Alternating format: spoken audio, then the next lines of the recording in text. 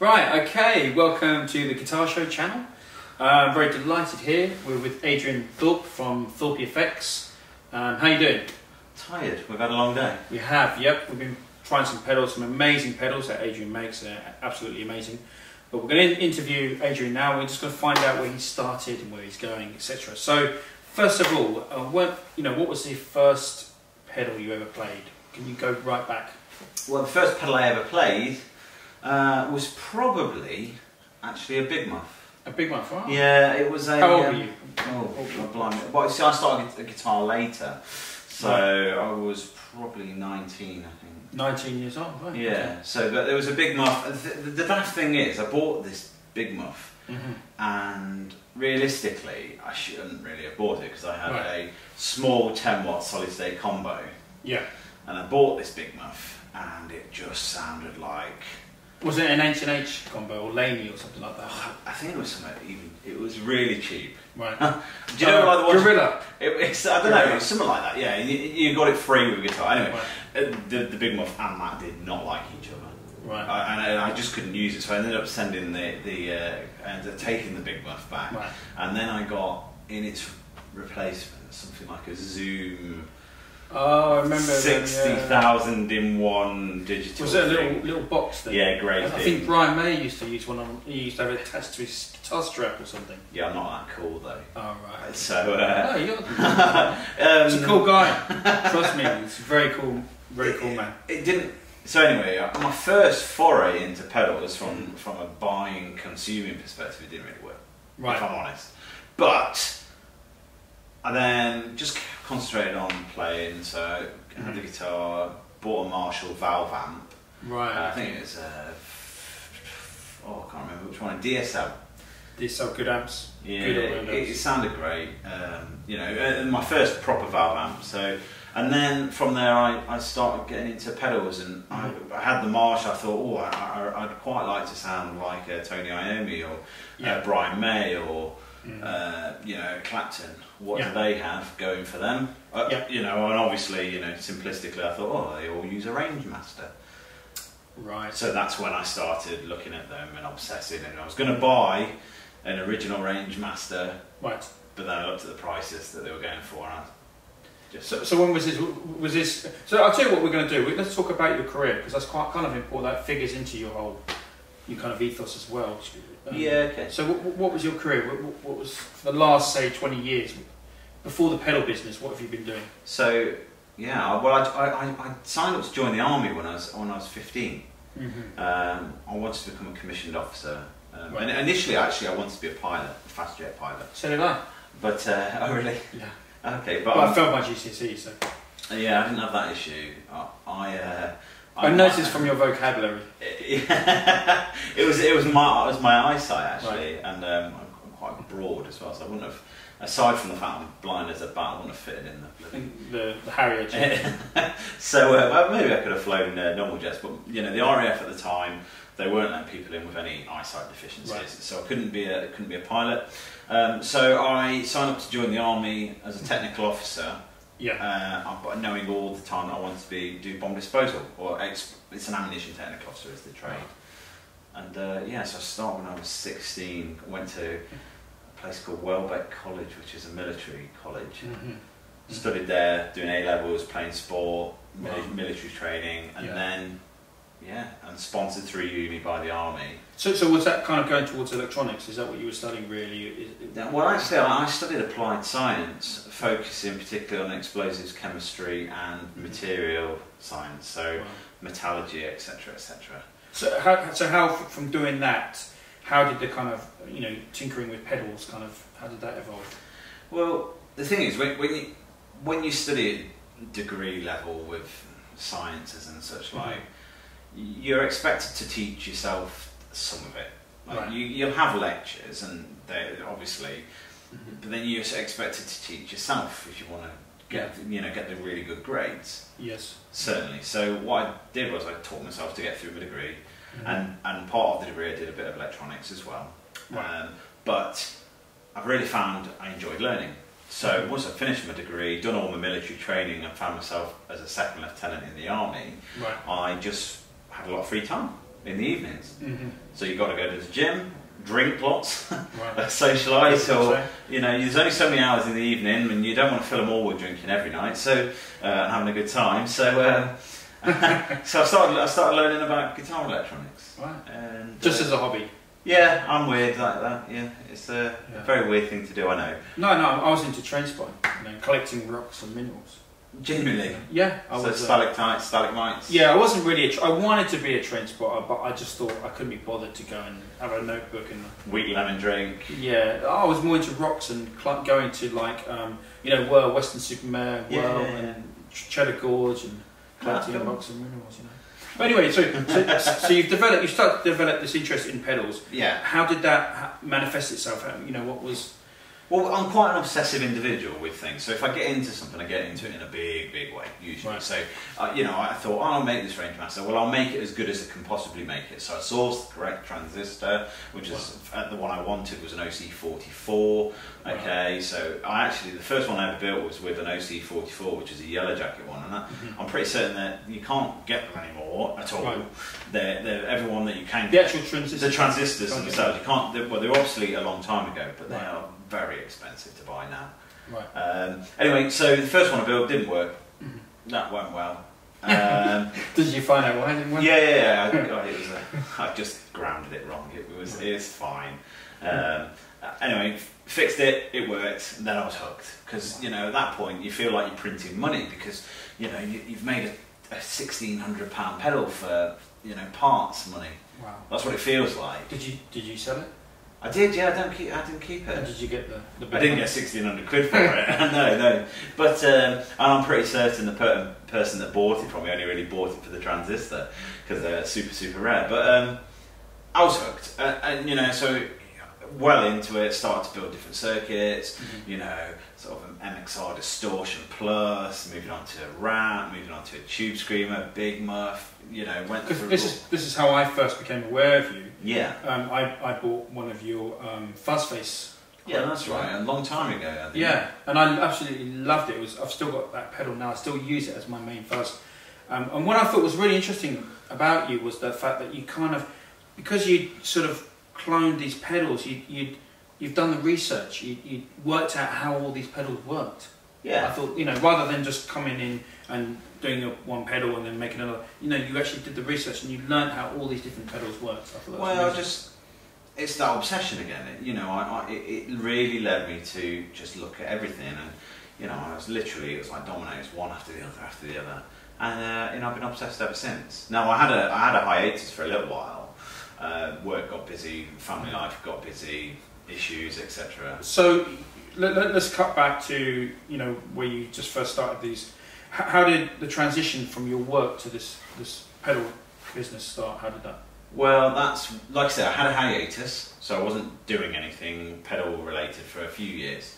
Work was just too busy, and I had a few personal family issues to deal with. Anyway, so I ended up meeting my now wife when I was on a master's. Lovely lady. Oh, thank you. She's absolutely amazing. And I met her while I was doing a master's degree in explosives engineering. Can I just say, because the viewers might not know this, but you've actually got an MBE. I have, yeah. So maybe you could tell us about that as well. Yeah, I can do. I mean, I got my MBE for work that I did prior to the Olympics. So absolute total surprise. Wasn't expecting it. You went to Buckingham Palace. Yeah, I was really, really lucky, and the Queen awarded me my MBE, and best day of my life. Wow. It just astonishing. Like I felt so proud and privileged to have been given that honour, and anyway, so that happened actually whilst I was on my degree and met my wife. So she was my girlfriend at the time, and she came to Buckingham Palace, took her family as well, and had a wonderful time. Now, jog on a few months, years really, but me and my wife decided to get married, and we were like, well, now what?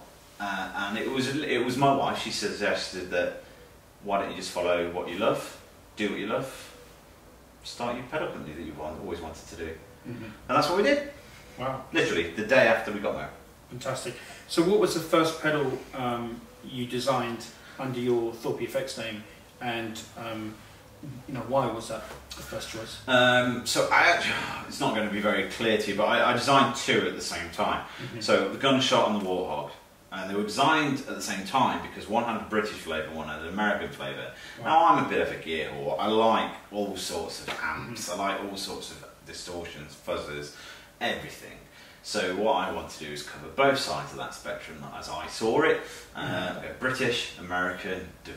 Now the one I released first was the Gunshot. The reason I released it first was... Which is the British flavoured drive, yeah. And I released it first because, hey, flip a coin. But actually more to do with it was more nailed down at the time. It was finished, I was comfortable with it, I knew exactly what I was trying to sell. I got the design all sorted, and over the moon with it. At the time the Warthog wasn't quite right, still in the prototype stage.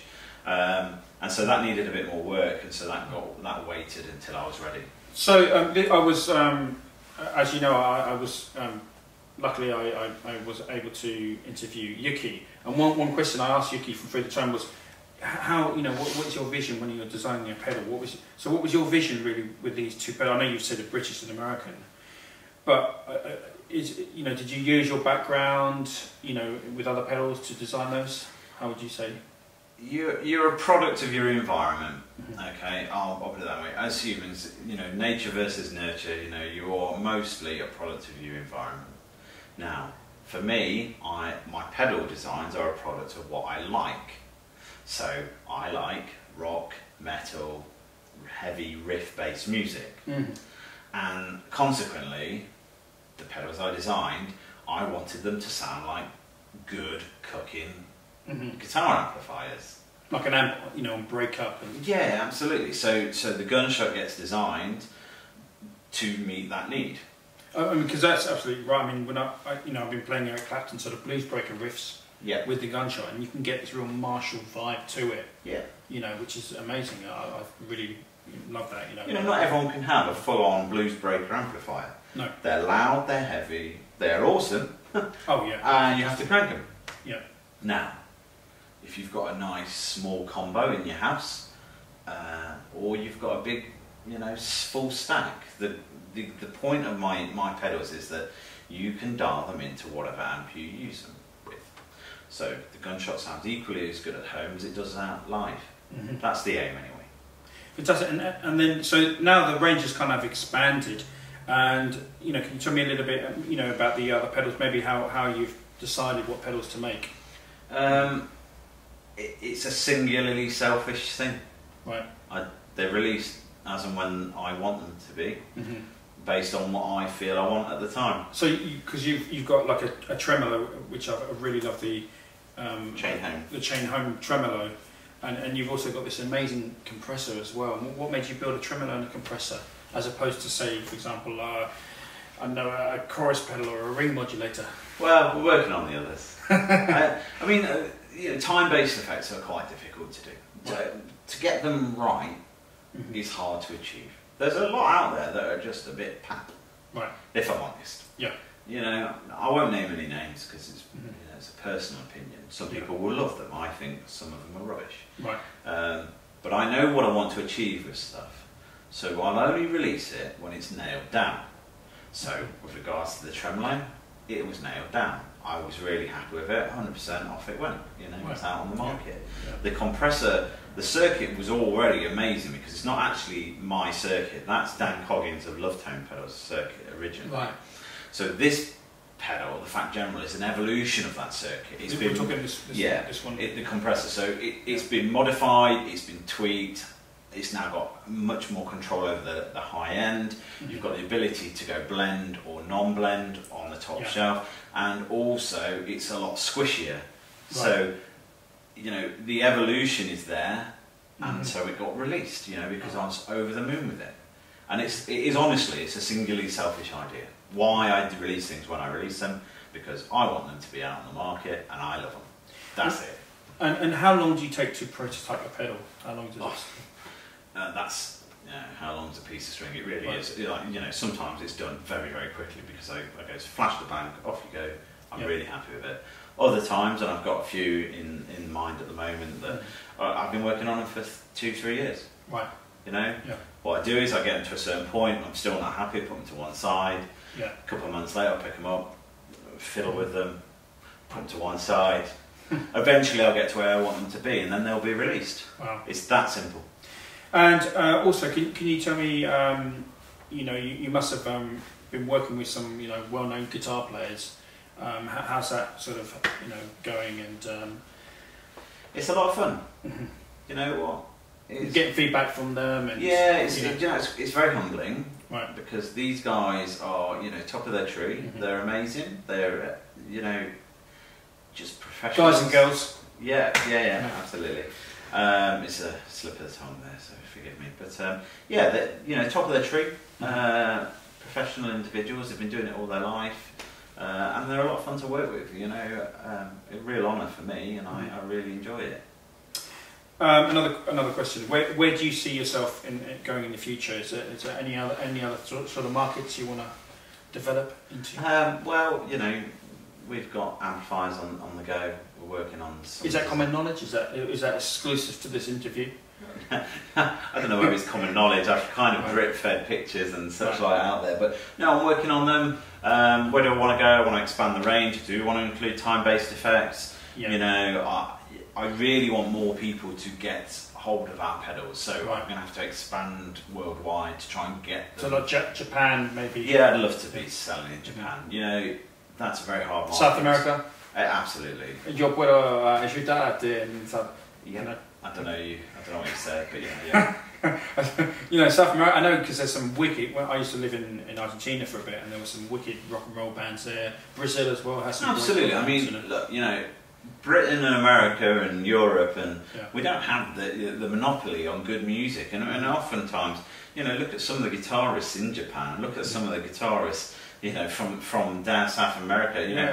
Who's the Brazilian band? Max Cavalera. Right. He's just an amazing metal player. Yeah. You know, from I think Sepultura. Sepultura, Brazilian band, aren't they? Yeah, that's right. Yeah. So.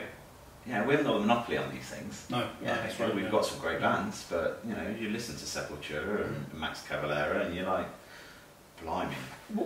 Who is your favourite guitar player? What kind of guitarist do you like? Who do you admire?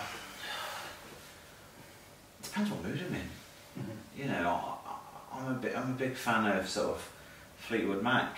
I'm a big fan. Fleetwood Mac, yeah. You know, Danny Kerwin. Yeah, absolutely. I'm a big fan of them, but. Equally, I'm a big fan of Mick Thompson, you know, of Slipknot. Yeah. I'm a big fan of Max Cavalera, you know, Deftones, you name it. Eddie Van Halen, maybe?